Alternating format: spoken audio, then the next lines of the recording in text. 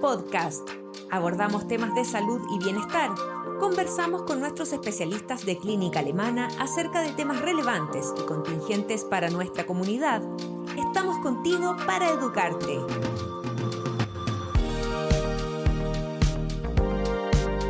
Bienvenidos a un nuevo Alemana Podcast. En esta ocasión conversamos con el doctor Rodrigo Varela, traumatólogo infantil de Clínica Alemana, y estaremos hablando sobre el dolor de espalda en deportistas en edad escolar. Bienvenido, doctor. Muchas gracias por estar hoy con nosotros. Hola Laura, gracias por la invitación. Encantado de estar contigo. Doctor, vamos de inmediato a lo que nos convoca. ¿El lumbago existe en los niños? Efectivamente sí, ya que el concepto lumbago involucra simplemente dolor de la región lumbar. De manera que cualquier persona, independiente de su edad, puede presentar lumbago o dolor lumbar o dolor de espalda baja, que son los tres conceptos que más se utilizan. Así que, en estricto rigor, sí, existe el lumbago o pueden existir en los niños y adolescentes, que es el grupo que nosotros nos dedicamos especialmente.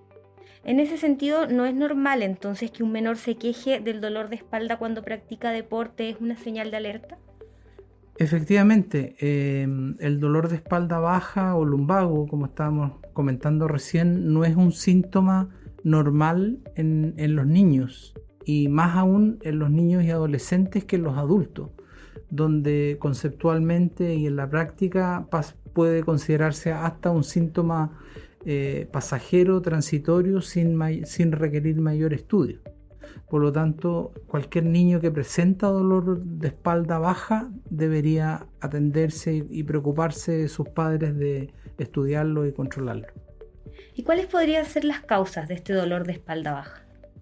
Bueno, aquí se abre un gran abanico de posibilidades. Como todas las enfermedades, el dolor de espalda es un síntoma más de una eventual enfermedad, pero insistiría en que lo primero es consultar, y después el facultativo, el médico, hará las preguntas, los exámenes físicos y estudios complementarios buscando esa causa. Dentro de las causas, yo diría las causas en aquellos niños deportistas, que es principalmente el tema que estamos conversando hoy, como en aquellos niños que no son deportistas o adolescentes que no lo son tan significativamente o no lo practican tan habitualmente. En el caso de los deportistas, lo que uno más ve hoy por hoy son aquellas lesiones por sobrecarga. Eso significa lesiones que por alguna práctica en exceso o alta práctica, digamos, alta demanda, y con algunos gestos técnicos pueden involucrar algunas lesiones de sobreuso que se llaman en medicina. Y dentro de estas lesiones, la espondilolisis es una de las más frecuentes como etiología, y cada vez más frecuentemente con el advenimiento de la resonancia magnética, que es un examen bastante habitual hoy por hoy en estos estudios, estamos viendo cada día más lesiones de discos intervertebrales, que clásicamente eran lesiones fundamentalmente del adulto e incluso del adulto mayor. Y en los no deportistas, ahí se abre un gran abanico que es prácticamente muy similar a lo que es en el adulto, donde encontramos o podemos encontrar enfermedades de tipo infecciosas, donde lo más frecuente son las discitis, o sea, inflamación de los discos, o inflamación del disco y la vértebra, que son las espondilodiscitis. Después, obviando el tema traumático, que obviamente el factor evidente ahí es un golpe, una caída, una torsión. Vienen tumores, por ejemplo, que también podemos encontrar en los niños, algún tipo de tumores benignos o malignos, y algunas enfermedades de tipo inflamatorias que también afectan a los adultos, pero en ocasiones menos frecuentes son posibles de pesquisar en los chicos. Y finalmente, como decía recién, también encontramos discopatías en los niños no deportistas y que pueden presentar como síntoma principal el dolor. Doctor, y en esto que usted mencionaba, en el caso de la espondilolisis, que es un poco difícil decirlo, me corrige en el caso que sea necesario, pero ¿cómo se trata esto? ¿Hay que operarlo? Bueno, como le respondía recientemente, la espondilolisis es una enfermedad característicamente de sobrecarga, sobreuso o mala técnica deportiva, donde algunos gestos técnicos repetidos o realizados de mala manera pueden llegar a producir un edema del hueso, de la vértebra, y posteriormente una lesión tipo fisura o fractura, si es que para llamarlo en un lenguaje más coloquial, de un segmento específico de la vértebra. El tratamiento de eso fundamentalmente es el reposo. Eso significa suspender actividad física deportiva por lo menos 6 a 12 semanas incluso, y en otros casos más crónicos puede ser un poquito más, antes de tomar una conducta menos conservadora. Así que, te insisto, el tratamiento de base es suspensión de la actividad física. Se puede acompañar en las primeras etapas con el uso de analgésicos antiinflamatorios, uso de calor local. Es muy importante el apoyo kinésico, en este caso la actividad física guiada, terapéutica y con la ayuda de algunos elementos físicos que los maneja muy bien el profesional kinesiólogo. También es un muy buen aporte para el manejo conservador de la espondilolisis. En ocasiones, y dependiendo un poco de la expertise y la práctica clínica de cada colega, también se pueden usar aparatos de inmovilización que son los corsés u órtesis de columna, que pueden también ayudar a manejar el síntoma cardinal, que es el dolor, que finalmente es el objetivo principal en la etapa inicial de esta lesión. Y bueno, cuando esta lesión se transforma en un dolor crónico o un dolor prolongado, a pesar de todos los tratamientos bien llevados, hay que considerar la posibilidad de un tratamiento quirúrgico, pero es en el porcentaje mínimo en los casos que llegan a tener que considerarse una cirugía para estos casos. Así que si tú me aprietas un poco y me dices cuántos son conservadores, yo te diría que el 90% de los casos son tratamientos conservadores y menos del 10% deberían ser manejados quirúrgicamente de los casos. Doctor, cuando pensamos en estos deportistas o menores en edad escolar, puede que justamente en las vacaciones, que están recién terminando, está comenzando un nuevo año escolar, no sintieran dolor, pero ahora quizás retomando esta actividad pueden volver a sentir dolor. En esos casos, ¿qué se debe hacer? ¿Hay algún plazo en el que se deba esperar? Bueno, ese es un punto bien importante que tú tocas, que es el momento de la consulta en el fondo. Como les decía al principio, un dolor lumbar en un niño es motivo de consulta. Es como tener fiebre, como tener vómito, diarrea, dolor de espalda. Obviamente que estamos hablando de un dolor de espalda no esporádico y no de un día, sino un niño que se queja un día, 2 días, 3 días, que vuelve a hacer educación física o practica su deporte y vuelve a tener dolor o con mayor razón si tiene que suspender la actividad física. Así que la recomendación principal es consulta precoz. ¿Por qué? Porque el pronóstico y el manejo de la consulta precoz o la lesión inicial, que puede ser solamente pesquisado a través de un examen que es la resonancia y pesquisa edema del hueso, puede significar un manejo bastante más efectivo y sin secuelas y sin riesgo de complicaciones. Por lo tanto, dolor lumbar, consulta precoz, manejo va a ser de mejor pronóstico, ¿ya? Por lo tanto, lo que tú me preguntas, sí, si el chico el año pasado tenía dolor, llegaron las vacaciones, se relajó un poco, se le pasó y ahora vuelve al colegio y vuelve a tener dolor, de todas maneras consultar. Y en ese pronóstico y tratamientos de los que usted hablaba, ¿pueden volver a practicar sus deportes favoritos? Sí,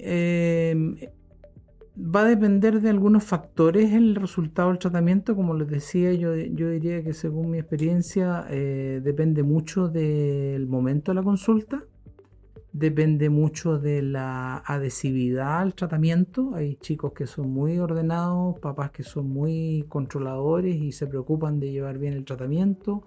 Así que en general esos chicos van a andar bastante mejor que aquellos que no respetan el deporte, papás que no toman muy en serio el problema. Así que lo primero es eso. Y si tú sumas y restas todos los casos, por sobre el 80% de los niños andan bien y pueden retomar su actividad física normal a la vuelta de 2, 3 o incluso algunos un poquito más, 6 meses. Pero sobre el 80% de los chicos pueden retornar a su vida normal y actividad física normal o el deporte que les gusta. Usted hablaba de un punto importante, los distintos tipos de padres que existen, y hay algunos que se pueden sentir culpables de insistir en que sus hijos practiquen deporte, que estén haciendo actividad física y que de repente pueden presentar una lesión. ¿Estas lesiones se pueden haber evitado en algunos casos? ¿Cómo se maneja eso? Mira, yo creo que ahí no hay que insistir en el sentimiento de culpabilidad, ¿no? El hecho de inculcar la cultura deportiva es una cosa importante en la vida actual y hoy por hoy es muy relevante que siga así. Lamentablemente no tenemos ningún elemento pronóstico en cómo saber qué chico va a presentar esta lesión o no. Por lo tanto, el inculcar la cultura deportiva insistentemente no es un motivo no debería ser un motivo de culpabilidad para los padres. Lo que sí, nuevamente, es insistir en que ante el síntoma consultar y luego va a ser el personal trainer, el entrenador, digamos, el guía del deporte, el que tiene que manejar bien el gesto técnico o las condiciones en las cuales trabajan estos niños para evitar este tipo de lesiones y parar en el momento oportuno y avisar, ¿ya? Hay múltiples en la literatura y en la experiencia nuestra, hay múltiples deportes que presentarían una mayor tasa de incidencia de espondilolisis, por ejemplo, o de sobrecarga. Pero si tú revisas la literatura, finalmente cualquier deporte prácticamente lo puede generar. Sobre todo, hay más que deportes, gestos técnicos que pueden gatillar con mayor frecuencia, que son los trabajos de extensión de columna, o sea, echar la columna hacia atrás y de manera repetitiva o exagerada, y además agregarle rotación, o sea, mirar hacia un lado o hacia el otro junto con este gesto de extensión. Por ejemplo, el voleibol tiene un mecanismo importante de extensión en el saque. Los chicos que hacen béisbol tienen un gesto importante de rotación, etc. El tenis también, el servicio, tiene un gesto de extensión y rotación significativo. Pero también hay futbolistas que hacen espondilolisis, golfistas que hacen espondilolisis, etc. Así es que yo te diría que lo más relevante no es retirar el deporte en la población general, sino que consulta precoz, parar en el momento oportuno, consultar y darse el tiempo y la dedicación para hacer un buen tratamiento. Doctor, ¿cuáles son las complicaciones o secuelas que puede llegar a tener un niño o un adolescente si tiene una espondilolisis? Bueno, como te señalaba, el pronóstico en general de esta enfermedad o este problema es bastante bueno. O sea, cualquier enfermedad que tiene por sobre el 80% de adecuada evolución e incluso curación ad integrum es un buen resultado. Y si a eso le agregas los pocos chicos que tienen que operarse, que también andan bien después de un tiempo, el resultado y el pronóstico es bastante bueno.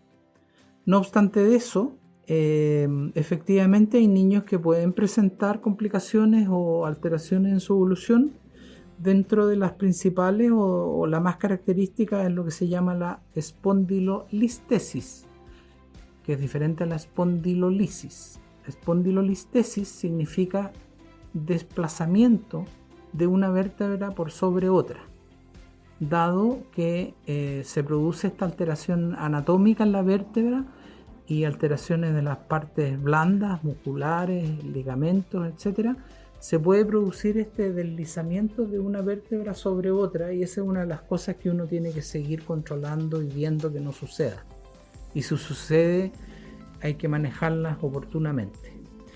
Yo te diría que eso es como lo más clásico que uno busca, Lo otro, bueno, es la presencia de dolor crónico o dolor prolongado que puede ameritar, como decía recién, una cirugía. Y en el largo plazo, lo que uno ve, por ejemplo, en las personas que tienen espondilolisis, que uno la pesquisa a la edad adulta, 40, 50 años, es que pudiera gatillar o acelerar algunos procesos degenerativos en la columna, como son las clásicas discopatías, por ejemplo, y artrosis subsecuente muchas veces. Así que yo te resumiría en esos tres aspectos los principales problemas que uno puede ver en esta espondilolisis de la infancia o la adolescencia. Doctor, hay otra patología que también afecta a niños y adolescentes y es la escoliosis. En el caso de que un menor ya tenga escoliosis diagnosticada, la que no ha necesitado ningún tratamiento, pero a veces al practicar deporte se queja de dolor de espalda. ¿Puede ser por esta escoliosis? ¿Hay algún tratamiento que se deba seguir? Me parece súper atinada la pregunta porque la escoliosis es un motivo más que frecuente de diagnóstico, quizá para quienes hacemos columna pediátrica y del adolescente quizás lo más frecuente. Lo mismo para los colegas traumatólogos infantiles generales. Pero la escoliosis que tú me mencionas, que es una escoliosis leve probablemente porque no está requiriendo un tratamiento como un corsé ni menos una cirugía, no debería tener dolor. Por lo tanto, no podemos achacarle ese síntoma a la escoliosis hasta no descartar otras patologías como pueden ser las que ya te mencioné anteriormente. Así que frente a ese síntoma de dolor nuevamente, la escoliosis pasa a invisibilizarse como antecedente y hay que buscar otras causas de dolor. Así que hay que consultar y estudiarlo, obviamente. Doctor, usted mencionaba que el voleibol puede estar mayormente asociado a ciertas patologías, pero ¿hay deportes que sean más peligrosos o más riesgosos que otros para desarrollar lesiones de espalda en los niños? Bueno, clásicamente se han descrito algunos deportes más propensos o con mayor incidencia de espondilolisis, que es el tema principal del deportista. Pero yo te diría que si uno revisa la literatura, al final encuentras 10, 20 o más deportes con mayores tasas. El voleibol, la gimnasia artística, en los países que hacen más béisbol, fútbol americano, etc.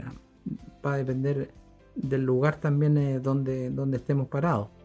Así que yo te diría que más que un deporte específico, son los gestos técnicos que te señalé con anterioridad, que es la hiperextensión combinado con rotación, que algún deportista pueda realizarlo de manera reiterada, que ese es el otro punto importante, son los que gatillan o tienen mayor riesgo de generar este problema. Hay factores individuales que todavía la ciencia no ha sido capaz de determinar, pero no contamos con ese antecedente como para pronosticar qué chico vaya a presentar esta lesión si va a practicar golf, si va a practicar tenis o voleibol. No tenemos cómo discriminar lamentablemente ese riesgo hasta ahora. Así es que yo te diría que nuevamente, como no podemos pronosticar qué población la va a realizar o no, aparecido el síntoma, hay que atacarlo y estudiarlo. Doctor Rodrigo Varela, muchas gracias por su tiempo, por haber estado con nosotros. Nos quedamos con su consejo de la consulta precoz, de estar atentos a los dolores en la espalda baja en niños y adolescentes. Muchas gracias por la invitación y encantado de estar contigo. Muchas gracias por acompañarnos. Nosotros nos despedimos y nos encontramos nuevamente en otro Alemana Podcast. Síguenos en nuestras redes sociales y visita nuestro sitio web alemana.cl. Nos vemos en otro Alemana Podcast. Clínica Alemana. Si es tu salud, es la alemana.